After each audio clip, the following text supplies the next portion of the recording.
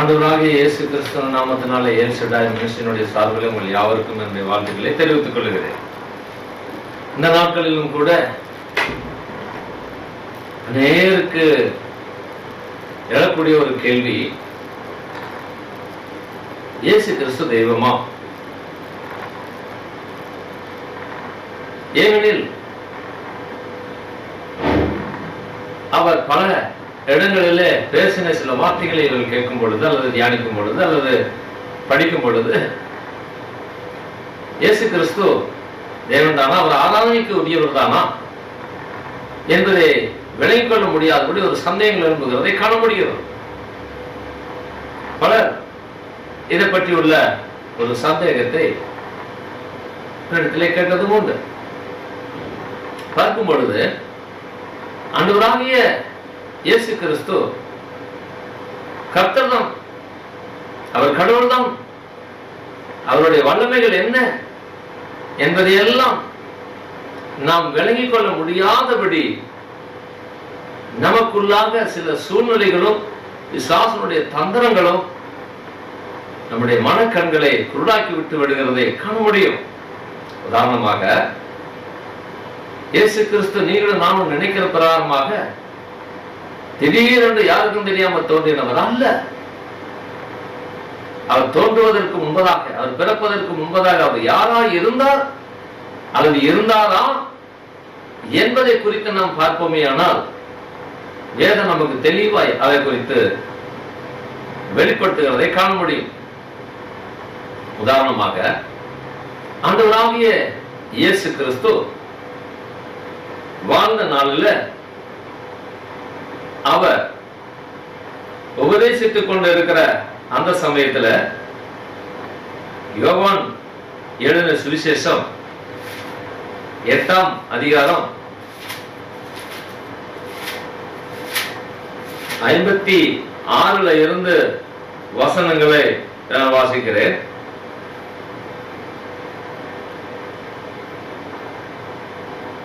உங்கள் பிதாவாகிய ஆபிரகாம் என்னுடைய நாளை காண ஆசையா இருந்தான், கண்டு கலிகூர்ந்தான் என்றார். அப்பொழுது யூதர்கள் அவரை நோக்கி, உனக்கு இன்னும் 50 வயசு ஆகவில்லையே, நீ ஆபிரகாமை கண்டாயோ என்றார்கள். அதற்கு இயேசு, ஆபிரகாம் உண்டாகிறதற்கு முன்னமே நான் இருக்கிறேன் என்று மெய்யாகவே மெய்யாகவே உங்களுக்கு சொல்லுகிறேன் என்றார். அப்பொழுது அவர் மேல் எரியும்படி கல்லுகளை எடுத்துக்கொண்டார்கள். இயேசு மறைந்து அவர்கள் நடுவே கடந்து தேவாலயத்தை விட்டு போனார். மனுஷன் அந்த பிடிச்சி அடிக்க வேண்டியதுதானே? ஏன் அடிக்க முடியவில்லை? அவர் சர்வ வல்லமையுள்ள ஆண்டவர். அவர் சொன்னார், ஆபிரகாமுக்கு முன்னதாகவே நான் இருக்கிறேன் என்று சொன்னார். அதனுடைய அர்த்தம் என்ன?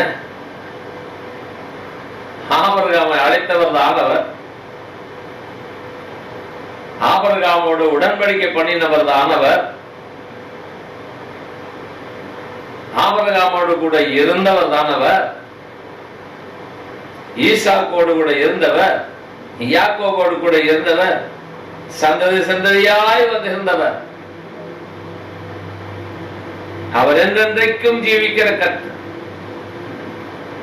இயேசு கிறிஸ்து நேற்றும் இன்றும் என்றும் மாறாதவர் என்று சொல்லி நாம் பார்க்கிறோம்.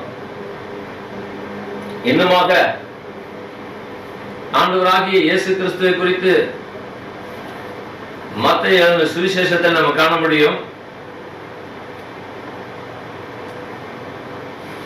மத்தேயு சுவிசேஷம் 22ஆம் அதிகாரம் 42வது வசனத்தை நான் வாசிக்கிறேன். 41 வாசிக்கிறேன். பரிசேயர் கூடியிருக்கையில் இயேசு அவர்களை நோக்கி, கிறிஸ்துவை குறித்து நீங்கள் என்ன நினைக்கிறீர்கள்? அவர் யாருடைய குமாரன் என்று கேட்டார்.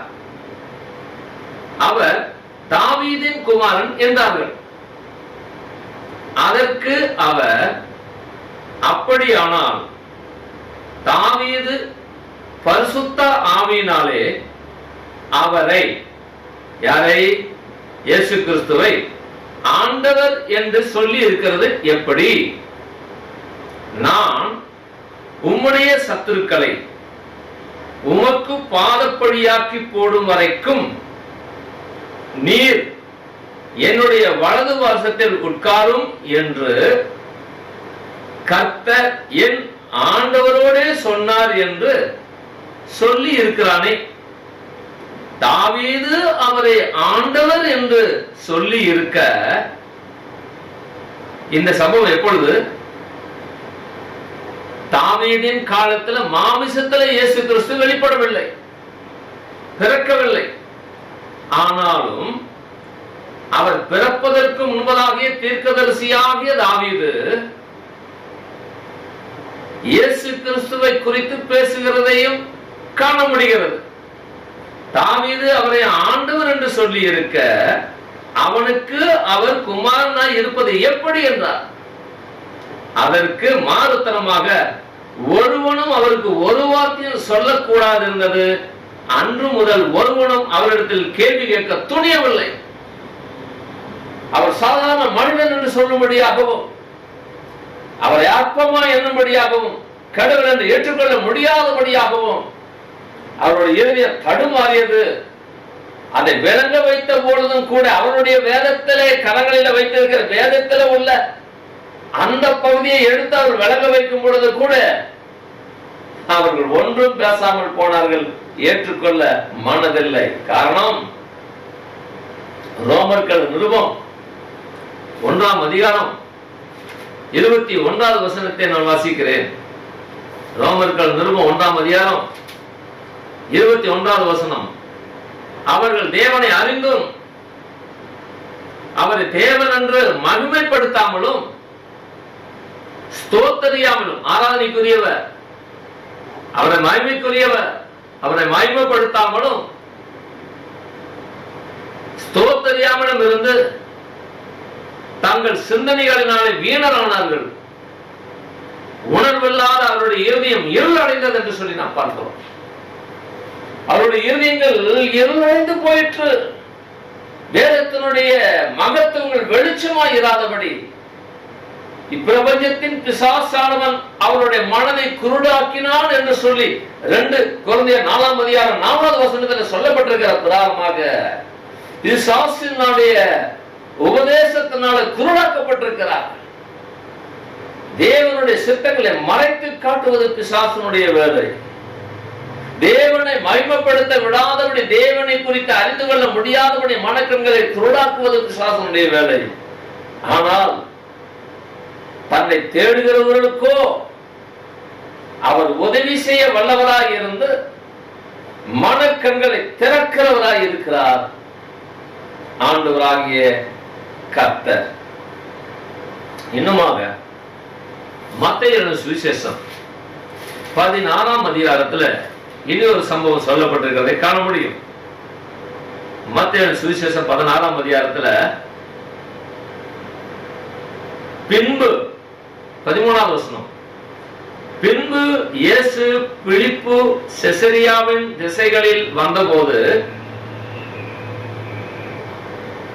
தம்முடைய சீசரை நோக்கி, மனுஷகுமாரனாகிய என்னை ஜனங்கள் யார் என்று சொல்லுகிறார்கள் என்று கேட்டார். மனுஷகுமாரனாகிய என்னை ஜனங்கள் எந்த அளவு நினைத்துக் கொண்டிருக்கிறார்கள், யார் என்று சொல்லுகிறார்கள், எவ்வளவு புரிந்திருக்கிறார்கள் என்ன என்பதை குறித்து தன்னுடைய சீசர்களிடத்திலே கேட்கிறார். அதற்கு அவர்கள், சில பேர் உம்மை யோவான் ஸ்நானன் என்றும் தலை சிரச்சேதனம் பண்ணப்பட்டு மரித்து போன இவருக்கு ஞானஸ்நானம் கொடுத்த அந்த யோவான் ஸ்நானகனா இருக்கக்கூடும் என்றும் சிலர் பேசிக் கொண்டார்களாம். சிலர் எலியா என்றும், பழைய ஏற்பாட்டு காலத்துல ஆண்டவருக்கு வைராக்கியமாய் ஜீவித்து மரணத்தை காணாதபடி அதரிசனமான தேவன் அக்னி ரதமான குதிரைகள் அடங்கிய ஒரு ரதத்தை இந்த பூலோகத்திற்கு அனுப்பி உயிரோடு எடுத்துக்கொள்ளப்பட்டான் பரலோகத்திற்கு என்று சொல்லப்பட்ட சம்பவத்தில் சொல்லப்படுகிற அந்த எலியாவாக இருக்கக்கூடும் என்று சொல்லி சிலர் நம்பினார்கள். வேறு சிலர் எரேமியா அல்லது தீர்க்கதரிசிகளில் ஒருவர் என்றும் சொல்லுகிறார்கள் என்றார்கள். வேறு சிலர் எவ்வளவோ தீர்க்கதரிசிகள் வந்தார்கள். தீர்க்கதரிசிகள் என்பவர்கள் பரலோகத்தின் தேவனிடத்திலிருந்து வார்த்தைகளை பெற்றுக்கொண்டு அவர் சொல்லும் வார்த்தைகளை அப்படியே ஜனங்களுக்கு எடுத்து சொல்லக்கூடிய தேவனால் உபயோகப்படுத்துகிற பாத்திரங்கள் அல்லது தேவனால் உபயோகப்படுத்துகிற கருவிகள் என்று சொல்லலாம். தேவ ஆவியானவர் அவன் மேல இறங்கும் பொழுது தேவனுடைய எண்ணங்களையும் தேவன் சொல்ல நினைக்கிறதையும் அவர்கள் அப்படியே எடுத்து சொல்லுகிறவர்கள். நாளைக்கும் அடுத்த மாசத்திற்கும் அடுத்த வருஷங்களுக்கும் எத்தனையோ வருஷங்களுக்கு பின்னதாக நடக்கக்கூடிய சம்பவங்களை எடுத்து சொல்லுகிறவர்கள் என்று சொல்லி நாம் பார்க்கிறோம். அவர்கள் தான் தீர்க்கதரிசிகள். இப்படிப்பட்ட தீர்க்கதரிசிகள் ஒருவராய் இருக்கக்கூடும் என்றும் கூட சொன்னார்கள். ஏன் பலவிதமாய் அவர்கள் என்ன விதத்தில் நினைத்தார்களோ அவரால்தான் இருக்க முடியும் என்று சொல்லி நினைத்தார்கள். இப்படித்தான் இன்றைக்கும் அவர் மனிதனாக தான் இருக்கிறார் என்று நினைக்கிறவர்கள் அவர் மனிதனாகத்தான் காணப்பட முடிகிறது. யார் அவர் சர்வ வல்லமையுள்ள ஆண்டவர் என்று சொல்லி நோக்கி பார்க்கிறார்களோ அவர்களுக்கு மாத்திரமே அவர் சர்வ வல்லமையுள்ள ஆண்டவராய் வெளிப்படுகிறார். ஏன் கேன்சர் வியாதியிலே மரித்துக் கொண்டிருந்தேன்,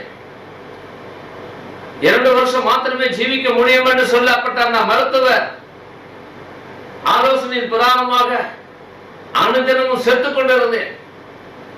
இயேசு மெய்யான தேவனாய் இருந்தார், அவர் சர்வ வல்லமையுள்ள தேவனாய் இருந்தார், அவர் வியாதிகளை குணப்படுத்தி வியாதிகள் மேல அதிகாரம் உடையவராய் இருந்தார்.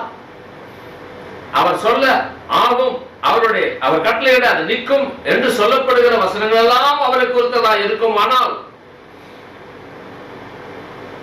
யாத்ராம புஸ்தகம் 15ஆம் அதிகாரம் 26வது வசனத்தில் சொல்லப்பட்ட பிரகாரமாக எகிப்துக்கு வரப்படின வியாதிகள் ஒன்றையும் வரவிட மாட்டேன், நானே உன் பரியாரியாகிய கர்த்தர் என்று சொன்னவர் இந்த வியாதிகள் எல்லாம் வரவிடாதபடி தடுத்து நிறுத்துகிறவருமாய் இருக்க வல்லமுள்ளவராய் இருந்தால் எனக்கு சுகத்தை தர வேண்டும், சுகத்தை தரட்டும் என்று சொல்லி அவரால் முடியும், அவரால் கூடும் என்று சொல்லி அவரை நம்பி விசுவசித்து நீர் தேவன் தான் உம்மால கூடும் என்று நினைத்த பொழுது 1982 வருஷம் மே மாசம் 29ஆம் தேதி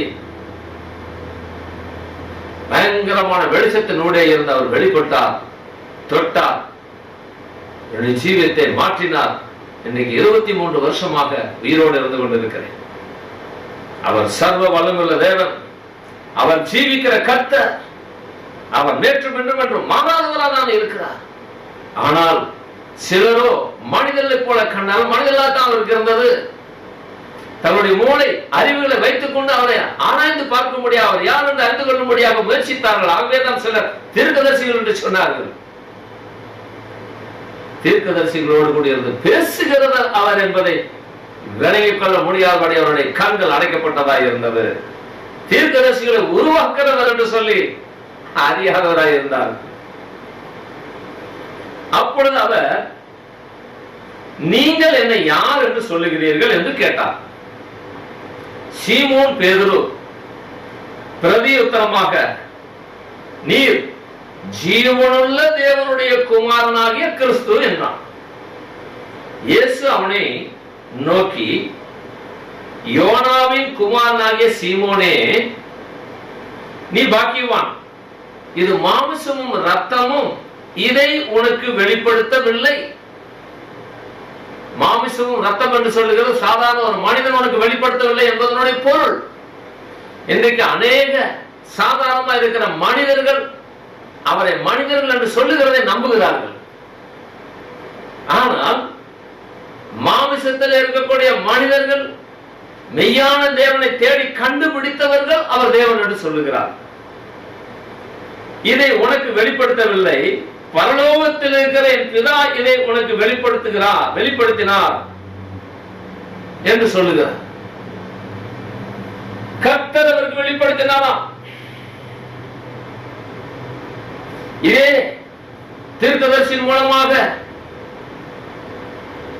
இயேசு கிறிஸ்து வெளிப்படுவதற்கு முன்பதாக 760 வருஷங்களுக்கு முன்பதாக தீர்க்கதரிசியின் மூலமாக வெளிப்பட்ட வார்த்தை என்ன? அதர்சனமான தேவன், ஏக தேவன் என்று சொல்லப்படுகிற அந்த கர்த்தர், அந்த கடவுள் தன்னுடைய ஆவியை அனுப்பி அவருடைய மனக்கண்களை திறந்த அந்த தீர்க்கதரிசி தன்னை காணும்படியாக செய்தார். தன்னுடைய வல்லமைகளை, தன்னுடைய மகிமைகளை காணும்படியாக செய்தார். அது ஏசாயா தீர்க்கதரிசன புத்தகம் 6ஆம் அதிகாரத்தில் 1 to 10 வரைக்கும் உள்ள வசனங்களை வாசிப்போம். ஆனால் அங்கே நம்ம காண முடியும், தேவதூதர்கள் கூட அவரை தரிசிக்க முடியாத அளவுக்கு முகங்களை மூடின வண்ணமாய் அவர் பரிசுத்தர் பரிசுத்தர் பரிசுத்தர் என்று ஓயாமல் நிலை கதவுகள் எல்லாம் அதரும் அளவுக்கு அவரை துதித்துக் கொண்டிருந்தார்கள், அவரை ஆராதித்துக் கொண்டிருந்தார்கள் என்று சொல்லி பார்க்கிறோம். அப்படிப்பட்ட ஒரு தரிசனத்தை அவர் காட்டிவிட்டு இப்படிப்பட்டவர் மனிதனாக பிறக்க போகிறார் என்பதை 9ஆம் அதிகாரம் 6வது வசனத்திலே அவர் சொல்லுகிறதை காண முடியும். அதே அதர்சனமான தேவன் தீர்க்கதரிசியாக ஏசாவின் மேல் அமர்ந்து கொண்டு வார்த்தைகளை அவர் கொடுக்கும் பொழுது, நமக்கு ஒரு பாலகன் கொடுக்கப்பட்டார், கர்த்தத்துவம் அவர் தோளின் மேல் இருக்கும், அவருடைய நாமம் அதிசயமானவர், ஆலோசனை கர்த்தர், வல்லமையுள்ள தேவன், நித்திய பிதா, சமாதான பிரபு எனப்படும் என்று சொன்னார். அதில் பார்க்கும் பொழுது அவர் நித்திய பிதா, என்றென்றைக்கும் அழிவை காணாதவராய், அழிவு இல்லாதவராய் இருக்கக்கூடிய நித்திய பிதா. 6ஆம் அதிகாரத்தில் உனக்கு தரிசனமானவர், 9ஆம் அதிகாரத்திலே உனக்கு வெளிப்படுத்தி சொல்லப்பட்ட அந்த வார்த்தை, ஒரு பாலகன் என்ற நாமத்திலே வெளிப்படுவார். அந்த வெளிப்படுவதுதான் கிறிஸ்து. அவர் வல்லமையுள்ள சொல்லி பார்க்கிறோம், நித்திய பிதா என்று சொல்லி நாம் பார்க்கிறோம், ஆலோசனை கொடுக்கக்கூடிய கர்த்தர் என்று சொல்லி நாம் பார்க்கிறோம். யோசனை பண்ணி பாருங்கள், எவ்வளவு தெளிவாய் தேவனுடைய வார்த்தைகள் சொல்லப்பட்டிருக்கிறது. ஆகவே தன்னை யார் என்று ஜனங்கள் விளங்கிக் கொண்டார்கள் என்று சொல்லி அவர் கேட்கிறார். தேவன் ஒரு மனக்கண்களை திறக்காவிட்டால், அல்லது வேதத்தை கண்ணீரோடு வாசித்து ஆவியானவரே எனக்கு சொல்லித்தாரும் என்று சொல்லி கேட்டு விளங்கிக் கொள்ளாவிட்டால் இந்த வேதம் அவர்களுக்கு வெளிச்சமாய் இருக்காது. எப்படி நியாயசாஸ்திரிகளும் பிரதான ஆசாரிகளும் வேத பார்வர்கள் தங்களுடைய கரங்களை வேதத்தை வைத்துக் கொண்டு, வெளிச்சமுள்ள வேதத்தை வைத்துக் கொண்டு, அவளுக்கு வெளிச்சமில்லாத வேதத்துல கண்கள் இருளாக்கப்பட்ட நிலையில இருந்தார்களோ அது போலதான். காரணம், 2 நாளாகம புஸ்தகம் 15ஆம் அதிகாரம் 3வது வசனத்தை வாசித்து பார்ப்போமே. ஆனால் அநேக நாட்களாக இஸ்ரவேல்ல வேதமும் இல்லை, வேதத்தை போதிக்கிற ஆசாரியனும் இல்லை, வேதமும் இல்லை, வேதத்தை போதிக்கிற ஆசாரியனும் இல்லை. வேதத்தில் வாசிக்கிறோம், வேதம் அவர்களுக்கு தூரமா போச்சு. ஓசியாவின் புஸ்தகம் 4ஆம் அதிகாரம் 6வது வசனத்தில் வாசிக்கும் போது வேதத்தை மறந்த நிலையில காணப்பட்டார்கள். மல்கியா 2ஆம் அதிகாரம் 6, 7, 8 வசனத்தை வாசிப்போமே. ஆனால் தேவனோடு கூட இருக்கிற உடன்படிக்கை கெடுத்த நிலையில காணப்பட்டார்கள். எண்ணி முடியாத நாட்களாய் தேவனை மறந்த நிலையில காணப்பட்டார்கள். எரேமியா தீர்க்கதரிசன புத்தகம் 2ஆம் அதிகாரம் 32வது வசனத்தில் வாசிப்போமே. ஆனால் எண்ணி முடியாத நாட்களை அவர் மறந்தார்கள், தேவனை மறந்து விட்டார்கள் என்று சொல்லி நாம் பார்க்கிறோம். நீதியை தேடுகிற ஒருவரும் இல்லை என்று சொல்லி ஏசாயா 59 4வது வசனத்திலே காண முடியுது. ஆகவே ஏசாயா 59 9, 10 வசனங்களை வாசிக்கும் பொழுது நாங்கள் இருளிலே நடக்கிறோம், எங்களுடைய கண்கள்லாம் இருளடைந்து கிடக்கிறது, மனக்கண்களும் இருளடைந்து கிடக்கிறது, பிரகாசம் வேண்டும் என்று கேட்டாலும் பிரகாசம் கிடைப்பதில்லை என்று சொல்லும் நிலைக்கு அவர்கள் தள்ளப்பட்டவர்கள் எல்லாம் குருடாக்கப்பட்ட நிலையிலே இருந்தார்கள். ஆகவேதான் இயேசு கிறிஸ்து பிறக்கும் அந்த நாளிலே கூட எந்த ஊர்ல பிறந்தாரோ அதே ஊரிலே இருக்கக்கூடிய லேவியனும் ஆசாரியனும் பிரதான ஆசாரியனும் வேதபாரனும் மூப்பர்களும் இவர்கள் அறிந்து கொள்ள முடியாத மனக்கண்கள் குருடாக்கப்பட்டிருந்தது. எங்கோ இருந்த சாஸ்திரிகளுக்கு அது வெளிப்பட்டது. மத்தேயு சுவிசேஷம் 2ஆம் அதிகாரத்தில் நம்ம காணும் பொழுது 1 வசனத்தை வாசிக்கிறேன். ஏரோது ராஜாவின் நாட்களிலே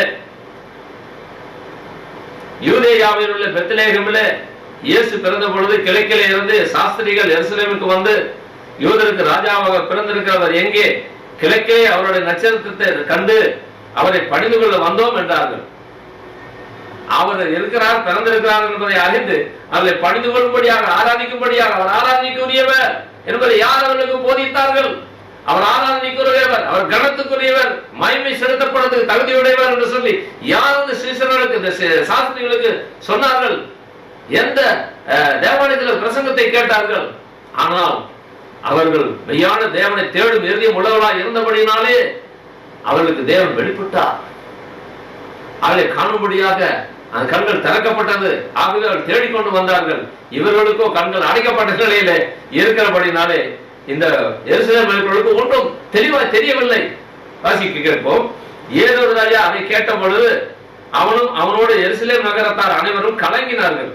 அவன் பிரதான ஆசாரியர், ஜனத்தின் வேதபாரகர் எல்லோரையும் கூடி வர செய்து தேவாலயத்திற்கு ஆள் அனுப்பி, அவர்களுக்கு தான் சரியா சொல்ல முடியும், அவருடைய கரங்களில் வேதங்கள் இருக்கிறது, நியாயபூர்வமான புஸ்தகங்கள் இருக்கிறது, அவர்கள் ஆராய்ச்சி செய்கிறவர்கள், போதிக்கிறவர்கள், ஆகவே அவர்களை கூட்டிக் கொண்டு வந்தால் அவர்களுக்கு தெரியும் என்று சொல்லி அவர்களை கூட்டிக் கொண்டு வந்து அவர்களிடத்தில் கேட்கிறார்கள். கேட்கும்போது தெளிவா சொல்லுகிறார்கள். கூடி வர செய்து கிறிஸ்துவானவர் எங்கே பிறப்பார் என்று அவர்களிடத்தில் விசாரித்தார்கள். அதற்கு அவர்கள் யூதேயாவில் உள்ள பெத்லெகேமிலே பிறப்பார். அது என்றால் யூதேயா தேசத்தில் உள்ள பெத்லெகேமே யூதாவின் பிரபுகளில் சிறியதல்ல, என் ஜனமாகிய இஸ்ரவேலை ஆளும் பிரபு உன்னிடத்திலிருந்து புறப்படுவார் என்று தீர்க்கதரிசியினால் எழுதப்பட்டிருக்கிறது என்றார். இவரை குறித்து சகரியாவின் புஸ்தகத்திலையும் மீகாவுடைய புஸ்தகத்திலையும் தெளிவாய், மீகா தீர்க்கதரிசியின் மூலமாகவும் சகரியா தீர்க்கதரிசியின் மூலமாகவும் எந்த இடத்தில் பிறப்பார், யாரிடத்தில் பிறப்பார், எப்படி பிறப்பார் என்பதில் அத்திட்டமும் தெளிவாக சொல்லப்பட்டிருக்கிறது. எதற்காக பிறப்பார் என்பதை கூட தீர்க்கதரிசியின் மூலமாக சொல்லப்பட்டிருக்கிறது. இப்படி எல்லாம் முன்குறிக்கப்பட்டு பிறந்தவர்தான், வெளிப்பட்டவர்தான் கர்த்தராகிய இயேசு கிறிஸ்து. ஆகவேதான் அவருடைய பிறப்பின் நாளிலே பரலோகத்திலிருந்த தேவதூதர்கள் பரலோகத்தை அதர்சனமான தேவனை காணக்கூட முடியாத அளவுக்கு தரிசித்துக் கொண்டிருந்தவர்கள், ஆராதித்துக் கொண்டிருந்தவர்கள், பரிசுத்தர் பரிசுத்தர் என்று போற்றிக் கொண்டிருந்தவர்கள் அந்த இடத்தை விட்டு பூமியில வந்தார்கள். இயேசு கிறிஸ்துவனுடைய பிறப்பின் நாளில மற்றவர்களுக்கு சுவிசேஷத்தை அறிவிக்கும் பொழுது லூக்கா 2ஆம் அதிகாரம் 11வது வசனத்திலே கர்த்தராகிய இயேசு கிறிஸ்து என்று அவர்கள் சொல்லுகிறதை நாம் காண முடியும். அவர்கள் பிறப்பின் செய்தியை சொல்லும் பொழுது, இன்று கர்த்தராகிய கிறிஸ்து என்னும் இரட்சகர் உங்களுக்கு தாவீதின் ஊரிலே பிறந்திருக்கிறார். ஒன்று, அவர் கர்த்தர். 2, கிறிஸ்து அபிஷேகிக்கப்பட்டவர். 3, அவர் இரட்சகர். உங்களுக்கு தாவீதின் ஊரிலே பிறந்திருக்கிறார் என்று சொல்லப்பட்டதை காண முடிகிறது. அவர் சர்வத்திற்கும் மேலானவர். தேவதூதர்கள் அவருடைய பிறப்பின் நாள்ல 14வது வசனத்தை லூக்கா 2:14 வாசிக்கும் போது ஒரு ஆராதனை இந்த பூலோகத்திலே செய்தார்கள். தேவதூதர்கள் இறங்கி வந்து முதல் ஆராதனை செய்கிற ஒரு இடம் பரலோகத்தில் செய்து கொண்டிருந்தாலும் பூலோகத்தில் வந்து செய்கிறார்கள் என்றால் அது கிறிஸ்துவின் பிறந்த அந்த நேரத்தில் தான். ஏன் இங்க வந்து ஆராதனை செய்ய வேண்டும்? இவர் ஆராதனைக்கு உரியவர். வெளிப்படுத்துற விசேஷம் 5ஆம் அதிகாரம் நாம் வாசிக்க போகிறோம். வெளிப்படுத்துற விசேஷம் 5ஆம் அதிகாரத்திலே நாம் காணும் பொழுது அங்கே 9ஆம் வசனம் தொடங்கி 14ஆம் வசனம் வரைக்கும் பார்க்கும் பொழுது அங்கே சர்வ ஆட்களும் எல்லாருமா சேர்ந்து சொல்லுகிறதை பார்க்கிறோம். 12ஆம் வசனம், அவர்களும் மகா சத்தமிட்டு அடிக்கப்பட்ட ஆட்டுக்குட்டியானவர் வல்லமையையும் ஐஸ்வரத்தையும் ஞானத்தையும் பலத்தையும் கனத்தையும் மகிமையையும் ஸ்தோத்திரத்தையும் பெற்றுக்கொள்ள பாத்திரராய் இருக்கிறார் என்றார்கள். தேவதூதர்களும் மற்றவர்கள் எல்லாருமா சேர்ந்து அவர்தான் சர்வத்திற்கு மேலானவர், எல்லாத்துக்கும் ஒரு பாத்திரர், தொழுது கொள்வதற்கு சோத்தரிக்கிறதுக்கு ஒரு பாத்திரர் என்று சொல்லி அவர்கள் சொன்னார்கள். அவர்கள் ஆராதித்தார்கள். காணக்கூடாத தெய்வமா ஏசாயா தீர்க்கதரிசன புஸ்தகம் 6ஆம் அதிகாரத்தில் ஆராய்த்துக் கொண்டிருந்தவர்கள் காணக்கூடிய தெய்வமாய் வெளிப்பட்ட சமயத்தில் மனுஷ ரூபத்தில் வெளிப்பட்ட இயேசு கிறிஸ்துவின் நாமத்தில் வெளிப்படும் பொழுது அவர் எதற்காக வெளிப்பட்டார்? வெளிப்படுவதற்கு முன்னதாக சொல்லப்பட்டிருக்கிற தீர்க்கதரிசி ஏசாயா 7ஆம் அதிகாரம் 14வது வசனத்துல கண்ணி கருத்தாகி ஒரு கற்பனை ஒரு பிள்ளை பெறுவாள், அவருடைய பெயர் அவருக்கு இம்மானுவேல் பெயரிடுவார் சொல்லப்பட்டிருக்கு. இம்மானுவேல் பெயருடைய அர்த்தம் என்ன? மத்தேயு சுவிசேஷம் 1ஆம் அதிகாரம் 23வது வசனத்துல தேவன் நம்மோடு என்பதனுடைய அர்த்தம் பரலோகத்தின் தேவன் நம்மோடு இருந்து போதிக்கும்படியாக பரலோகத்தை குறித்தும் பூலோகத்தை குறித்தும் வர இருக்கிற காரியங்களை குறித்தும் தன்னை குறித்தும் போதித்து ஜனங்களுக்கு ஒரு தெளிவை உண்டு பண்ணும்படியாக கண்கள் குருடாக்கப்பட்டவருடைய கண்கள் திறக்கப்படும்படியாக அவர் வெளிப்பட்டாராம். ஆகவே மத்தேயு சுவிசேஷம் 4ஆம் அதிகாரம் 15வது வசனத்துல வாசிக்கும் பொழுது இருளில் உள்ள ஜனங்கள் பெரிய வெளிச்சத்தை கண்டார்கள். அந்த வெளிச்சம் யார்? காணக்கூடாத தெய்வமாய் ஏறிட்டு பார்க்க முடியாத முகங்களை மறைத்துக் கொண்டிருந்த அந்த தேவதூதர்களை கேட்டால் அவர்கள் சொல்லுவார்கள், அவர் காணக்கூடாத அளவுக்கு பிரகாசம் உள்ளவர் வெளிச்சம் உள்ளவருமாய் இருந்தாராம். அப்படி வெளிச்சம் உள்ளவரும் பிரகாசம் உள்ளவருமாய் இருந்தவர் அந்த பூமியிலே இருளில் தவித்து நிற்கிற ஒவ்வொருவருடைய மனக்கண்களை திறந்து வெளிச்சத்தை கொடுக்கும்படியாக வந்தவர் என்று சொல்லி நாம் பார்க்கிறோம். யோவான் 1ஆம் அதிகாரம் 9வது வசனத்தில் எந்த மனுஷனையும் பிரகாசிக்க பண்ணுகிற தேவன் என்று சொல்லி நாம் பார்க்கிறோம். யோவான் 8ஆம் அதிகாரம் 12வது வசனத்தில் வாசிக்கும் பொழுது நான் உலகத்திற்கு ஒளியாக வந்தேன் என்று சொல்லுகிறார். ஒரு மனிதன் ஒளியாக இருக்க முடியுமா? முடியாது. இருளில் உள்ள ஜனங்களை வெளிச்சத்திற்கு கொண்டு வர முடியுமா? முடியாது. நான் உலகத்திற்கு வெளிச்சமா இருக்கேன், ஒளியா இருக்கேன், என்னை பின்பற்றுவர்கள் எல்லில் நடவாதபடி ஜீவ ஒளியை உடையவனாய் இருப்பான் என்று சொல்லி இருக்கிறது. என்ன? அவர்தான் காணக்கூடாத தெய்வமாய் இருந்தவர் தான் என்னால காணக்கூடிய தெய்வமா வெளிப்பட்டார். என்ன விளைவு கொள்ள வேண்டுமென்றால் மத்தேயு சுவிசேஷம் 17ஆம் அதிகாரத்துல தன்னை மறுரூபப்படுத்தி காட்டுகிறார். தான் இருந்த விதத்தை மறுரூபப்படுத்தி காட்டுகிறார். இப்பொழுது பார்க்கும் பொழுது யோவான் எழுதின சுவிசேஷம் 3ஆம் அதிகாரம் 13வது வசனத்துல வாசிக்கும் பொழுது ஒரே சமயத்தில் பரலோகத்திலும் ஒரே சமயத்தில் பூலோகத்திலும் இருக்கிறதை காண முடிகிறது. அந்த பரலோகத்துல எப்படி இருக்கிறார் என்பதை இந்த மறுரூப மலையில சூரியனுடைய முகம், சூரியனுடைய பிரகாசத்தை போல தன்னுடைய முகத்தை காட்டி தான் இப்பொழுது பரலோகத்தில் இருக்கும் விதத்தை அவர்களுக்கு விளக்கி காட்டினார். அதே சமயத்துல பூலோகத்துல அவரோடு கூட இருக்கிற விதத்தையும் அவர் காட்டினார். இதெல்லாம் வேதத்தை விளங்கிக் கொள்ள வேண்டும். பரிசுத்த தேவன் நம்முடைய கண்களை திறக்காவிட்டால் வேதத்திலே கர்த்தர் யார் என்பதை நம்ம கண்டுகொள்ள முடியாது. சங்கீத புஸ்தகம் 14ஆம் அதிகாரம் 2-3 வசனத்துல வாசிக்கும் போது தேவன் உண்டு என்று சொல்லி உணர்வுள்ளவன் தேடுகிற ஒவ்வொருவனுக்கும் தன்னை வெளிப்படுத்தும்படியாக அவருடைய கண்கள் பூமி எங்கும் உலாவி திரிந்து கொண்டிருக்கிறது என்று சொல்லி நாம் பார்க்கிறோம். இதுதான் தேவன் அதுதான் தேவன் என்று சொல்லி நாம ஒரு முடிவுக்குள்ளாக நிற்கிறவர்கள் ஒருபோதும் யார் தேவன் என்பதை கண்டுகொள்ள முடியாது. ஆனால் என்னுடைய மனக்கண்களை திறக்கும்படியாக உணர்வுள்ள இறுதியத்தோடு மெய்யான தேவனை தேடுகிற ஒவ்வொருவரும் அவரை கண்டுகொள்ள முடியுமா? அதுதான் இயேசு கிறிஸ்து அங்கு சொல்லுகிறார். 2-4ஆம் புஸ்தகம் 16ஆம் அதிகாரம் 9வது வசனத்திலையும் நாம் அதை காண முடியும். ஆகவே பிரியமான தேவனுடைய பிள்ளைகளே, சர்வத்திற்கு வல்லவராக இருக்கிறவர் தான் ஆண்டவராக இயேசு கிறிஸ்து. வெளிப்படுத்தின விசேஷம் 1ஆம் அதிகாரம் 17வது வசனம் 1 மாத்திரம் நான் வாசித்து முடிக்கிறேன். வெளிப்படுத்தின விசேஷம் 1ஆம் அதிகாரம் 17வது வசனத்தில் நான் வாசிக்கும் பொழுது அங்கே அவர் சொல்லப்படுகிற வார்த்தை, நான் அவரை கண்ட பொழுது செத்தவனை போல அவருடைய பாதத்தில் விழுந்தேன். அப்பொழுது அவர் நம்முடைய வலது கரத்தை என்மேல் வைத்து என்னை நோக்கி பயப்படாதே, நான் முந்தினவரும் பிந்தினவரும் உயிருள்ளவருமாய் இருக்கிறேன் என்று சொல்லுகிறார். முந்தினவரும் நான் தான், பிந்தினவரும் நான் தான், உயிருள்ளவராய் இருக்கிறேன். அதனுடைய அர்த்தம் என்ன? நீ கண்ட பிரகாரமாக மரித்த இயேசு கிறிஸ்து அல்ல, மரித்து உயிர் தந்தவராய் இருக்கிறவரும் நான் தான் என்று சொல்லுகிறார். ஆகவே வெளிப்படுத்தின விசேஷம் 17ஆம் அதிகாரம் 14வது வசனத்துல அவர் ராஜாதி ராஜாவும் கர்த்தாதி கர்த்தனுமாய் இருக்கிறார் என்று சொல்லி நாம் பார்க்கிறோம்.